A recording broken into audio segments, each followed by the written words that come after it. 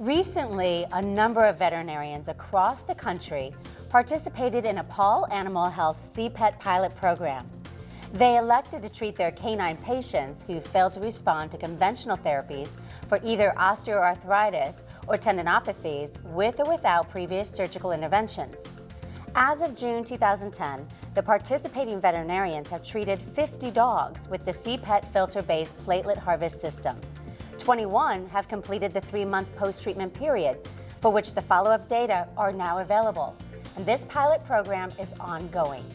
And here to share some information about the pilot program and the metrics used to assess treatment efficacy is one of the participating veterinarians, Dr. Lauren Blazer. Welcome. Oh, thank you for having me. So, Dr. Blazer, how many dogs did you or your practice have in the pilot program, and how did they react to the treatment?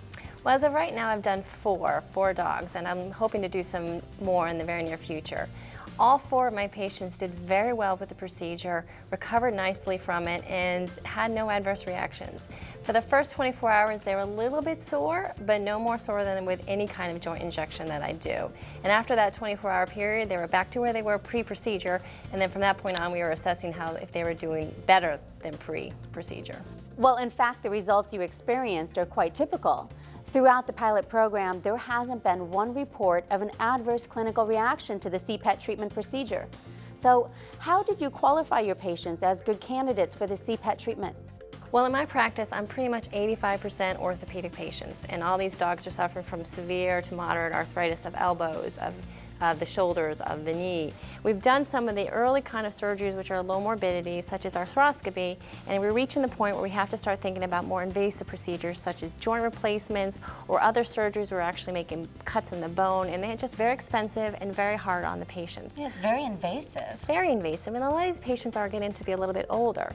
So I'd like to try to give them some other alternative, and when you're talking about joint replacement, that is called a salvage procedure, so you try to give you something before that.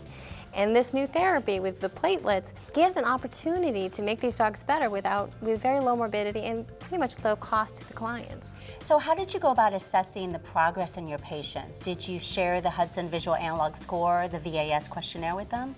I did. I think it's very important that the owners get involved with the assessment of these patients. These are arthritic patients. They have good days, they have bad days, and for me to evaluate them on just one solitary day isn't really giving a reflection of how these patients are doing. We need to see how they're doing over the days and how stiff they are when they wake up, how stiff they are after activity. Are they playing like a puppy, or are they getting old and hunched over when they're walking? Do they need pain medication, do they not? These are the kind of questions that the VAS asks, and these answers are very important in assessing these patients. Well, thank you so much, Dr. Blazer. Oh, no problem.